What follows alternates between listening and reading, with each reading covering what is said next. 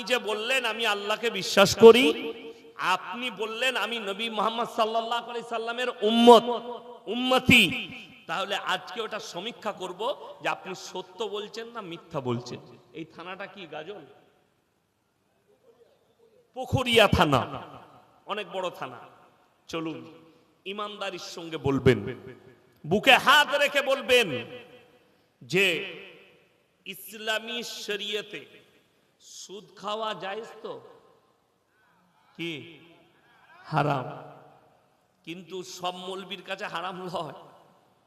ঝাড়খণ্ডের একটা মাল আছে, সে বলছে ব্যাংকে সুদ পেলে খাওয়া যাবে। মুফতি, জানি না কিরকম মুফতি। তো আমি বলেছি যারই সুদ বেরুবে ব্যাংকে ওকে দিয়ে পাঠাবি। বড় কষ্ট লাগে। কোরআনে আছে, এটা কোনো মৌলবীর কথা নয়। হারামটা মৌলবীর কথা বলে না, কোনো মৌলবীর ফতোয়া নয় হারামটা।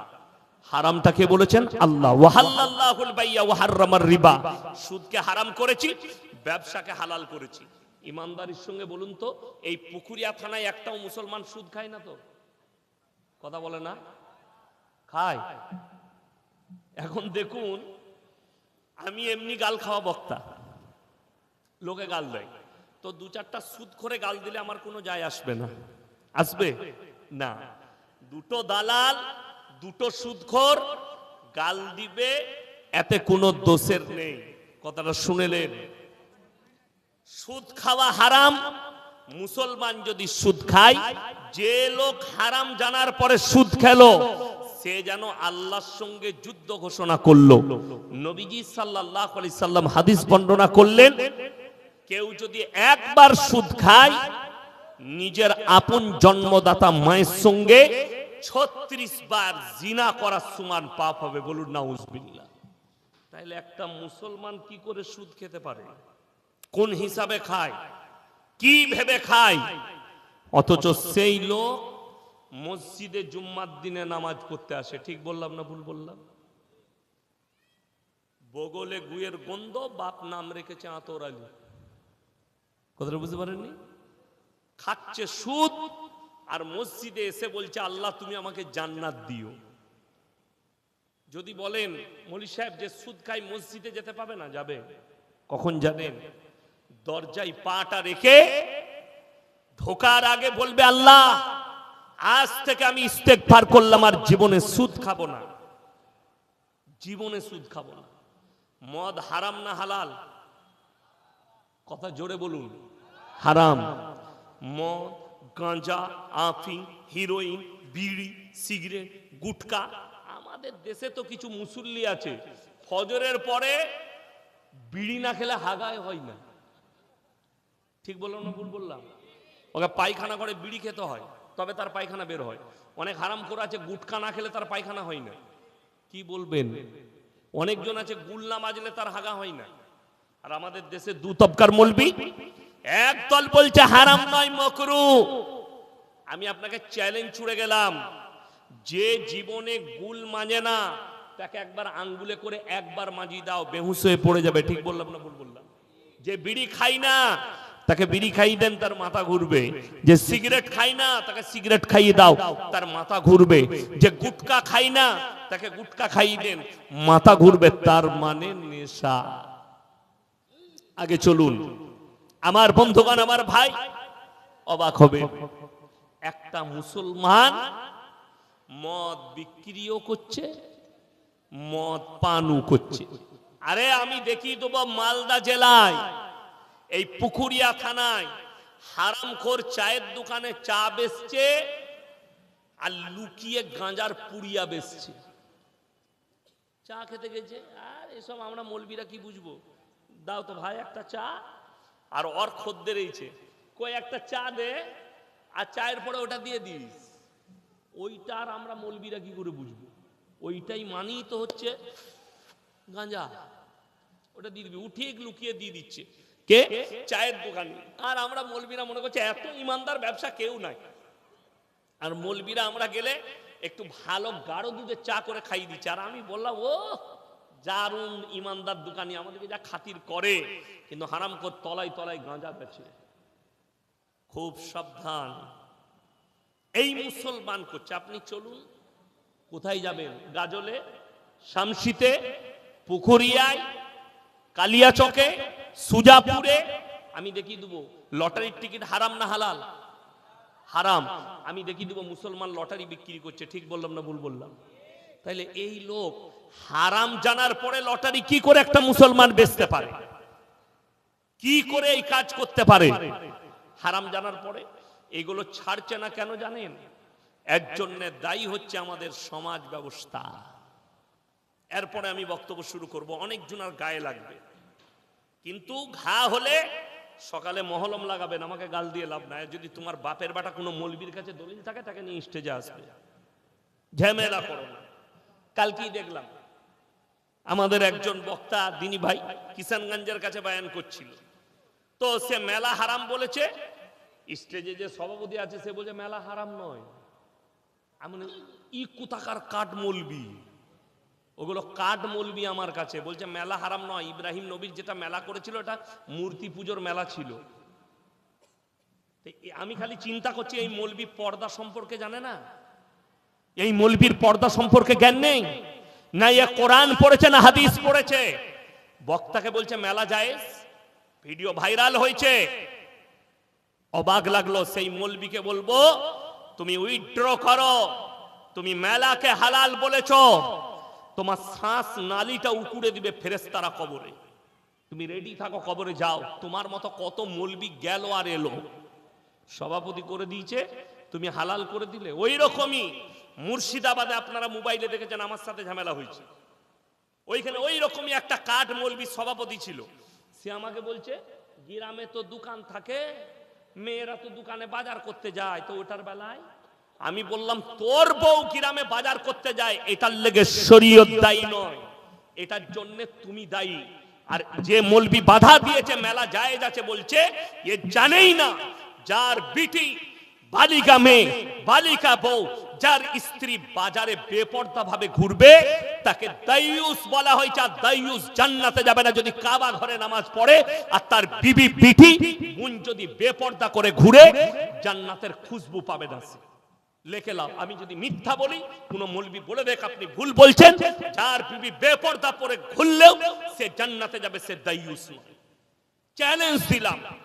আমার পাল্লাই পড়ে গেলে ও বুঝতে পারত। ও বক্তা তো ঠান্ডা মিজাজি, হালকার উপর দিয়ে হেসে চালিয়ে দিয়েছে। আমার পাল্লায় পড়লে বুঝতে পারত যে কার পাল্লায় পড়েছে।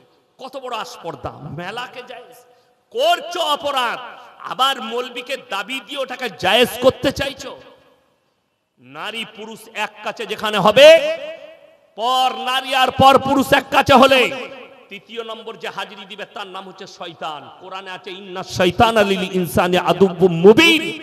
শয়তান মানুষের প্রকাশ্য দুশমন।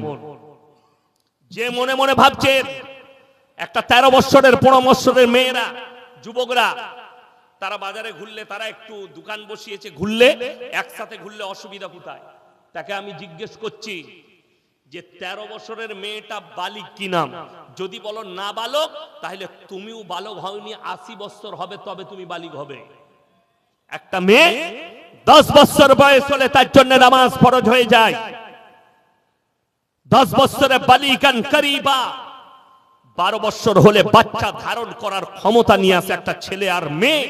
আর তুমি বলছো আমার 13 বছরের মেয়ে মাথার চুল খুলে, ঠোঁট পালিশ লাগিয়ে, বিনা উন্নায়, বিনা পর্দায় বাজারে ঘুরে বেড়াবে। এই মেলাটা শুধু হারাম নয়, মেয়েরা বিনা কারণে বাজারে যেতে পাবে না, বাজার করতে পাবে না।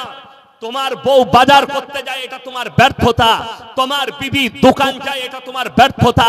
এটা শরীয়তের ব্যর্থতা নয়, ইসলামের ব্যর্থতা নয়। আমি ইয়াসিন, আমার বউ বেপর্দা ঘুরে বেড়াই, এটা আমার ব্যর্থতা, এটা ইসলামের ব্যর্থতা নয়। খুব সাবধান, কথা বললে মেপে বলবেন, কথা বললে ভেবে বলবেন। কার কথা বলছেন? বাজারের কথা। আরে নারীরা 3টে কারণ ছাড়া বাড়ির বাইরেই যেতে পাবে না। নাম্বার 1, সেটা হচ্ছে যদি নিজের শরীর অসুস্থ হয় পর্দার সহিত ডাক্তারের কাছে যেতে পাবে। নাম্বার 2, সেটা হচ্ছে কাছের আত্মীয় মারা গেলে যেতে পাবে পর্দার সহিত, নিকটতম আত্মীয়, দূরবর্তী নয়, কাছের আত্মীয়। নাম্বার 3, সেটা হচ্ছে হজ ফরজ হলে হজ করতে যাবে। আমার বন্ধুগণ, আমার ভাই, নিকটতম আত্মীয়, আপনি ইমানদারির সঙ্গে বলুন তো মরা ঘরে ভিড় কাদের বেশি হয়? কথা বলে না? মেয়েদের, মহিলাদের। তাহলে ওই ব্যর্থতাটা আমাদের, কোরআন হাদিসের ব্যর্থতা নয়, ইসলামী শরিয়ার ব্যর্থতা নয়, আপনার আমার ব্যর্থতা। আমার ভাই, আমি যেটা আপনাদেরকে বুঝাচ্ছিলাম, একটা মুসলমান যদি জানে এটা হারাম, সেটা তো মুসলমানের জন্য আর শোভনীয় নয় সে কাজটা করা। যদিও করে জিদ করে, আরে মৌলবীরা বলছে বলুক, আমরা আমাদের কাজ করব। মৌলবীরা বলতেই থাকবে, আমি কেন ছাড়বো? আমি আমার গাঁজা বিক্রি করব, আমি আমার মদ বিক্রি করব, আমি আমার গাঁজা বিক্রি করব, আমি সুদ খেয়েই যাব। এ মৌলবীরা যা বলছে বলুক, এই মৌলবীদের বলা কাজ বলবে, আমরা আমাদের কাজ করব। আমি ইমানদারির সঙ্গে বলছি, তুমি যদি এই জিদ করে সুদ খেয়ে যাও, আর যদি এটা প্রকাশ পেয়ে যায়, যে লোক জেনে বুঝে হারাম জানার পরে সুদ খেলো, সে যেন আল্লাহর সঙ্গে যুদ্ধ ঘোষণা করলো। যে লোক আল্লাহর সঙ্গে যুদ্ধ ঘোষণা করলো, এই লোক আর মুমিন থাকতে পারে বাবা? থাকতে পারে না। তাইলে আমাদের দেশে জানেন লোক কেন ছাড়তে চাই না? দুটো কারণে। এক হচ্ছে জলসায় আদায় হয় না? হয় না? আমার আগে বাবাজি চাইছিলেন, আপনারা দিলেন মাদ্রাসার জন্যে। আর অনেক বক্তা আমাদের সুর করে আদায় করে না? এখন মসজিদের জলসা, মাদ্রাসার জলসা। আমি বর্ধমান জেলার মানুষ, আমি আপনাদেরকে সবাইকে চিনি না, আমাকে কিন্তু সবাই চিনেন, মোবাইলে দেখেছেন। দুঃখের বিষয়, একজন লটারিওয়ালা কিংবা একজন সুদখোর এসে আমার হাতে 2000 টাকা দিল। এখন আমি কি করলাম? আহারে বান্দারে গোদাই বসেছিল, আছিল কি না ছিল, 2000 দিল, দিয়ে তাকে জান্নাতে ভরে দিলাম। সুদখোর দেখলে, আল্লাহ এরকম যদি 5টা মাদ্রাসায় দিই, তা 5টা জান্নাত তো মৌলবীরাই ভরে দিবে আমাকে, সে আর সুদ ছাড়বে? দ্বিতীয় নম্বর, আপনারা মৌলবীকে দায়ী করছেন, মাদ্রাসাওয়ালাকে দায়ী করছেন। আমি চ্যালেঞ্জ ছুড়ে বললাম, সুদ কালকে বন্ধ হয়ে যাবে, গাঁজা ব্যবসা কালকে বন্ধ হয়ে যাবে, জিনা কালকে বন্ধ হয়ে যাবে, পরকিয়া কালকে বন্ধ হবে, আপনার লটারি কালকে বন্ধ হবে, চুরি কালকে বন্ধ হয়ে যাবে। জানেন কি করে? মসজিদের সেক্রেটারি মেম্বারে দাঁড়িয়ে যদি বলে, গ্রামের যে মানুষ প্রকাশ্যে সুদ খাবে, তার সঙ্গে মসজিদের, আমাদের সমাজের কোনো সম্পর্ক থাকবে না। না সে ইমামকে খাবার দেবে, না তার চাঁদা পয়সা মসজিদে নেওয়া হবে। সেই লোক বাধ্য হবে কালকেই, তাকে যখন বয়কট করবেন হারাম কাজ করার জন্য, সে সুদ ছাড়তে বাধ্য হবে। কেউ যদি লটারির ব্যবসা করে প্রকাশ্যে, তাকে ডাঁটছে বলুন, না তুমি ইমামকে খাবার দিতে পাবে, না তোমার চাঁদা নেওয়া যাবে, যেহেতু তুমি হারাম ব্যবসা প্রকাশ্য করছো, যেটা ইসলামী শরীয়তে হারাম। কিন্তু আমরা পারি না। পারি? কোন মসজিদের সেক্রেটারি বলতে পারবে? দুঃখ তো ওইটাই। হাদিস শুনেলেন, কিয়ামতের পূর্বে, কিয়ামতের মারাত্মক আলামতের মধ্যে একটা আলামত, অশিক্ষিত মূর্খরা সমাজের নেতৃত্ব দিবে, আর শিক্ষিতরা চুপচাপ বসে দেখতে থাকবে। আজকে তো সেটাই হয়েছে। বড় কষ্ট লাগে বলতে। বিহারের নাম শুনেছেন তো? ঝাড়খণ্ড, বিহার পাশাপাশি, আগে একটাই ছিল, ভাগ হয়ে ঝাড়খণ্ড হয়েছে। ধানবাদ জেলা, আমার বাড়ি থেকে 200 কিলোমিটার, হাইওয়ের ওপরে, দিল্লি রোডের ওপরে ধানবাদ। ওখান থেকে একটা থানার নাম আছে চন্দন কিয়ারি, ওখানে একটা গ্রাম আছে নোডিহা বলে, বড় গ্রাম, মুসলিম গ্রাম। তো সেই গ্রামে আমি জালসায় গিয়েছিলাম, গিয়ে জানতে পারলাম এই গ্রামে 1000-এর বেশি আলেম হাফেজ আছে, বড় বড় আলেম। তো স্টেজ দেখলাম বিরাট করেছে, সেখানে 40-50টা আলেম হাফেজ আছে। আমি ছিলাম প্রধান বক্তা, লাস্টে চাপবো। রাত 12টা থেকে 2টো আমার টাইম দিয়েছে, আমি বিকেল 4টায় পৌঁছেছি। বিশ্বাস করুন, আল্লাহর কসম, রাত 2টো পর্যন্ত ছিলাম। মাজমা তো মাজমা দূর, পুরো গ্রামে মহল্লায় একটা 10 বছরের মেয়েকেও আমি রাস্তায় দেখতে পাই। আল্লাহ সাক্ষী। আমি বয়ান শেষ করার পরে আমার একজন বন্ধু ছিলেন, মুফতি মনজার আলম কাসমি, সাথী, খুব কাছের মানুষ। আমি বললাম, ভাই आपके गांव के महल इतना अच्छा क्यों है? कोई बच्चा लड़की भी मुझे नहीं दिखी। क्या बात है। তো উনি কি বললেন জানেন, আমাদের গ্রামের যারা নেতৃত্ব দেয় তারা হচ্ছে আলেমরা, পরিবেশের নেতৃত্ব দেয় আলেম উলামা, মসজিদের ইমাম, তারা নেতৃত্ব দেয়। মেয়েদের জন্য আলাদা একটা ঘর তৈরি করেছে, যেটার মধ্যে বাচ্চা মেয়েরা, বয়স্ক মেয়েরা তালিম হাসিল করবে, মেয়েরাই তাদেরকে তালিম দিবে, এমন ব্যবস্থাপনা করেছে। মেয়েদের নামাজের জায়গা আলাদা। এত সুন্দর পরিবেশ আমি পশ্চিম বাংলায় দেখিনি কোন জায়গায়। অবাক হলাম। তাহলে আমি বুঝতে পারলাম যে আমাদের পরিবেশ খারাপ কেন। আমাদের সমাজ কখনোই একটা মৌলবীকে নেতা বলে মেনে নিবে না। মানবে? ইয়াসিন যদি বলে শোনো গ্রামটা আমি পরিচালনা করব, এরা জানে মৌলবীকে যদি পরিচালনা করতে দিস সুদ বন্ধ হবে, মদ ব্যবসা বন্ধ হবে, গাঁজা ব্যবসা বন্ধ হবে, নেশা বন্ধ হবে। হবে না? হবে না? সবাই জানে। অর্থাৎ এদিকে নেতৃত্ব দেওয়া যাবে না। নেতৃত্ব দিবে কে? মদখোর, গাঁজাখোর, গুটকাখোর, জিনাখোর, বললে একে নেতৃত্ব দিতে দে। তাহলে সমাজের উন্নতি হবে না অবনতি হবে? আপনারা আপনাদের বিবেককে জিজ্ঞেস করুন। কিয়ামতের আলামত এইটাই যে অশিক্ষিত মূর্খরা নেতৃত্ব দিবে। আজকে ভেবে দেখুন, দিল্লির মসনদে পার্লামেন্টে দাঁড়িয়ে বলেছিল প্রাক্তন মুখ্যমন্ত্রী অরবিন্দ কেজরিওয়াল, এই ভারতের যদি গরিবিটা দূর করতে চাও, ভারতের অসহায়কে যদি অসহায় থেকে বার করে আনতে চাও, মজলুমকে জুলুম থেকে বাঁচাতে চাও, প্রত্যেকটা নেতা মন্ত্রীকে নেত্রীকে হযরতে উমরের মতো জীবন যাপন করতে হবে। জোরে বলুন সুবহানাল্লাহ। তারা বলতে বাধ্য হয়েছে কেন? হযরতে উমর রাদিয়াল্লাহু তাআলা আনহুর মতো নেতৃত্ব এখন খুঁজে পাওয়া যায়। শুনেন, হকের ওপরে টিকে থাকতে হবে। হকের জিত আছে না না হকের জিত আছে? কথা বলে না? হকের জিত না না হকের? হকের জিত। এখন কিছু মুসলমান বলতে লেগেছে, আরে মৌলবীরা যতই বলুক হকের জিত আছে, আমরা তো চোখে দেখতে পাচ্ছি যারা না হকে আছে তারাই বেশি ভালো আছে। বলছেন না বলেননি? আর বাস্তবও তাই আছে। এইটা বাস্তব। আপনার দেখে মনে হচ্ছে সময় এই লোকটা না হকে চলে, এই লোকটা চুরি করে, এই লোকটা সুদ খায়, এই লোক তো গাড়িতে চাপছে, এই লোক তো বাড়িতে চাপছে, এই লোকের বাড়ি মাটবেল দেওয়া, এই লোক চুরি করে, এই লোকের অবস্থা এত ভালো, নতুন নতুন বাইক, চার চাকা গাড়ি, তাহলে এইটাই ভালো আছে। মৌলবীরা ভুল বলছে। আমার বন্ধুগণ, আমি আমার বাপের দলিল দেব না, দুটো মারাত্মক দলিল দেব। একটা আরবি কিতাবের গল্প, একজন বড় মুহাদ্দিস লিখেছেন, কিন্তু তার ভেতর একটা মারাত্মক জ্ঞান আছে। আমি প্রথমেই বলে দিলাম এটা হাদিস কুরআন নয়, গল্প। আর একটা আছে, সেটা হচ্ছে কোরআন হাদিস। দুটো দলিল দেব। একটা, হকের উপরে টিকে থাকলে আল্লাহ যে জিত দেয় তার একটা গল্প তিনি লিখেছেন। একজন রাজা, বাদশাহ, ইমানদার বাদশাহ, তিনি রাজত্ব চালাচ্ছেন। 90 বছর বয়স হয়ে গেছে।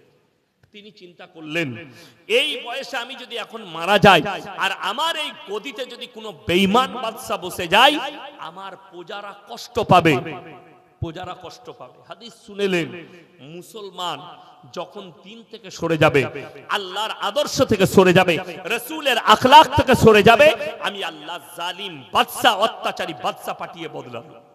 আমার একজন উস্তাদ আছেন উত্তরপ্রদেশে, হযরত মাওলানা মুফতি ইউসুফ সাহেব তাওলি, মুহাদ্দিস, হাদিসের পণ্ডিত। তিনি দেশ বিদেশে সফর করেন, প্রোগ্রামে যান, অনেক রকম ভাষায় কথা বলেন, অনর্গল আরবিতে বক্তব্য দেন। আমি একদিন জিজ্ঞেস করলাম, হযরত आप तो म्यांमार जाते रहते हैं, रोहिंग्या के ऊपर जो जुल्म हुआ इसका वजह क्या है? তিনি বললেন, मैं कई मर्तबा गया हूं वहां में प्रोग्राम के लिए, लेकिन बड़ी दुख की बात है वहां का जो मुसलमान है उनका चलना फिरना उठना बैठना ये शरीयत से बाहर है। जंगली की तरह रहते हैं, जैसे जंगली लोग रहते हैं उसी तरह इन लोग चलते हैं। ना इनके पास नमाज है, ना अल्लाह का नाम है, ना दीन है, ना कुछ है। बस इसी वजह से अल्लाह ने उनके ऊपर जालिम को भेज दिया। मुसलमान, আপনি যখন দিন থেকে সরে যাবেন আল্লাহর গজব আপনার উপরে নাজিল হয়ে যাবে। সেই বাদশা চিন্তা করলো, বাদশার তিনটে বেটা, কটা বললাম? তিনটে। এরপরে বাদশা এলান করলেন, হে আমার রাজ্যের যুবকেরা শোনো, তোমরা অমুক তারিখে আমার রাজ দরবারে হাজিরি দাও। যাদের 25 থেকে 30 বছর তারাই একমাত্র আসবে। রাজ্যের যত 25 থেকে 30 বছরের যুবক আছো তোমরা আমার রাজ দরবারে হাজিরি দাও। সবাই হাজির।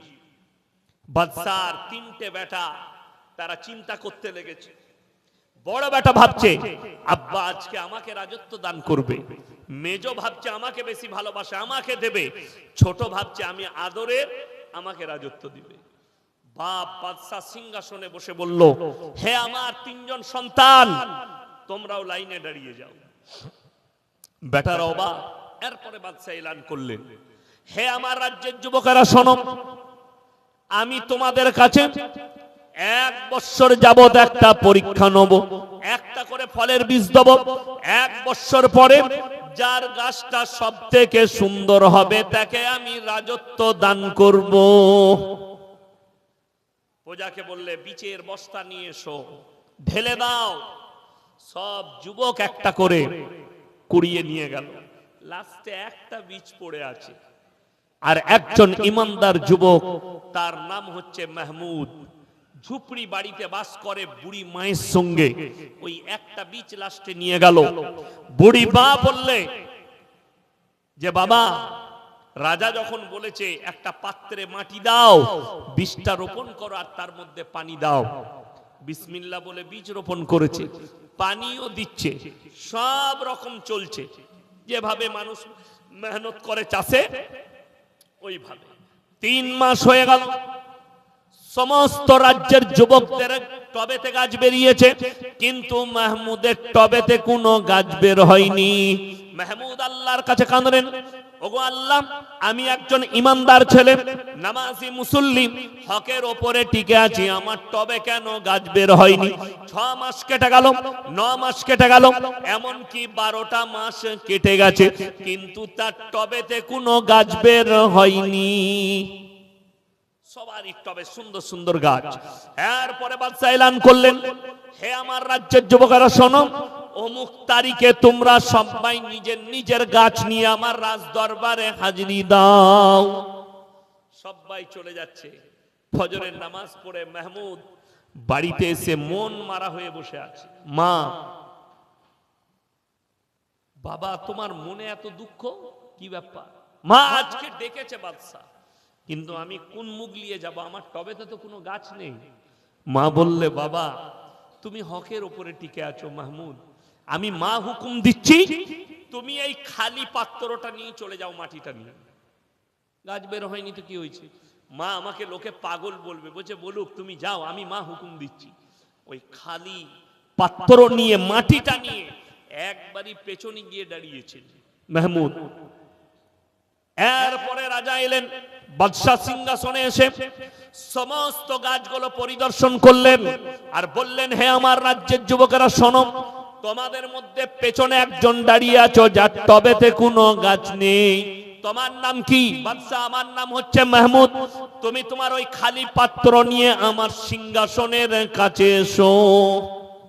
ভয়ে ভয়ে এলো, আর সব ছেলেরা হাসছে, কেউ পাগল বলছে যে এটা পাগল পাগল হবে, কোনো গাছ নেই, এমনি চলে এসছে। সিংহাসনের কাছে টব নামালো। বাদশা মুচকি হেসে বললে, মাহমুদ চলে এসো আমার সিংহাসনের কাছে, বসে যাও। বাদশা তাকে সিংহাসন ছাড়লে, বসো আমার সিংহাসনে। মাহমুদ মনে মনে ভাবছে, আল্লাহ, বাদশাও মজাক করছে আমার সাথে, সবাই তো হাসছে হাসছে, বাদশা আমার সাথে মজাক উড়াচ্ছে, এটা ভাবছে। সিংহাসনে বসেছে, বাদশার হুকুম। এরপরে বাদশা বললে, শোনো হে আমার রাজ্যের যুবকেরা, তোমাদের মধ্যে আমি একজন ইমানদার বাদশা নিযুক্ত করছি, যার নাম হচ্ছে একমাত্র মাহমুদ। সবাই বলে উঠলো, হে বাদশা, আপনি বলেছিলেন যার গাছটা সব থেকে সুন্দর হবে তাকে আপনি রাজত্ব দেবেন, মাহমুদের টবেতে কোনো গাছ নেই। বাদশা বললেন, অবশ্যই বলেছিলাম, কিন্তু আমি তোমাদিকে যে বিষটা দিয়েছিলাম গরম পানিতে সিদ্ধ করে দিয়েছিলাম, তোমাদের টবে কেমন করে গাছ বের হলো? তোমরা সবাই 2 নম্বরই করে বাজার থেকে অন্য বীজ কিনে রোপণ করেছো, একমাত্র হকের ওপরে টিকে আছে মাহমুদ, আমার বীজটাই রোপণ করেছে, যার কারণে তার টবেতে কোনো গাছ বের হয়নি। জোরে বলুন সুবহানাল্লাহ। হকের ওপরে টিকে থাকার কারণে বাদশা তাকে রাজত্ব দিল। এরপরে একটু কোরআনে চলুন। কষ্টটা কোথায় জানেন? আপনি নেতা হন, মন্ত্রী হন, এমএলএ হন, এমপি হন, কিয়ামতের দিনে সব থেকে কঠিন হিসেব আল্লাহর কাছে যেটা হবে সেটা কি জানেন? হকের, বান্দার হক। কেউ যদি মারে, সে যেই হোক, আল্লাহর কাছে কঠিন হিসেব হবে। যেমন আমরা জালসায় গেলে বহু মানুষ বলে, হুজুর একটু মা বাপের খিদমতের জন্য বলবেন। আচ্ছা, মা বাপের খিদমত করা, সেবা করা, এটা সন্তানের জন্য ফরজ, আর সন্তানের হক আদায় করা মা বাপের জন্য ফরজ নয়? এটা আমরা বলি না। অথচ অনেক মা বাপ সন্তানকে 2 করে দেয়, একটা সন্তানকে বেশি, একটা সন্তানকে কম। করে না? করে না? তারা মনে করে আমরা জান্নাতে যাব, কবরে যাও বুঝতে পারবে, তোমাকেও হিসেব দিতে হবে। কেন? তুমি একজনের হক মেরে আর একজনকে দিয়েছো। অনেকজন বিটি দিকে দেয় না, বিটির হক মেরে বেটা দিকে লিখে দেয়। এই মা বাপু কিয়ামতের দিনে ফেরে পড়বে, হক মেরে নিয়েছে। আমাদের দেশে বড় কষ্ট লাগে। সরকার বলেছে, বাবা আবাস যোজনার জন্য 1,30,000 করে দিচ্ছি, নামটা এন্ট্রি হতেও নাই, ফোন আসতেও নেই। যেমনি হ্যালো ইয়াসিন বলছে, হ্যাঁ গো, তোমার নামটা এন্ট্রি করে দিয়েছি, ও ঘরের টাকা ঢুকে যাবে, তাহলে 10টা পাঠিয়ে দিও। আগেই বলছে 10টা পাঠা। আমি কারোর নাম করিনি, কেউ যদি চোর হয় তার গায়ে লাগবে। আমি ইয়াসিন বলে যাচ্ছি, অন্যায় ভাবে যতজন এইভাবে গরিবের মালকে ভক্ষণ করছো, আল্লাহর কসম কিয়ামতের দিনে একটা একটা করে ফেরত দিতে হবে। তুমি এটা ভাবো না, তোমার পরিবারকে কষ্ট পেতে হবে। তোমাকে আল্লাহ রাজত্ব দিয়েছে, নেতা করেছে সেবার জন্যে, সম্মান দিয়েছে সেবার জন্য, ইমানদার কিনা এটা দেখার জন্য, লোকের সঙ্গে অন্যায় করার জন্য নয়। হযরতে উমর রাদিয়াল্লাহু তাআলা আনহু এত বড় এমন ইমানদার ছিলেন, মিশরের বাদশা এসে বলল, হে উমর, তুমি কেমন ভাবে রাজত্ব চালাও, দেশ কিভাবে পরিচালনা করো, গোটা পৃথিবীতে তোমারই নাম চলছে, তুমি কিভাবে পরিচালনা করো? হযরতে উমর বললেন, শোনো, তাহলে আমার বাড়িতে একদিন তোমাকে দাওয়াত খেতে হবে। বলে, অবশ্যই খাবো, দাওয়াত দিবে।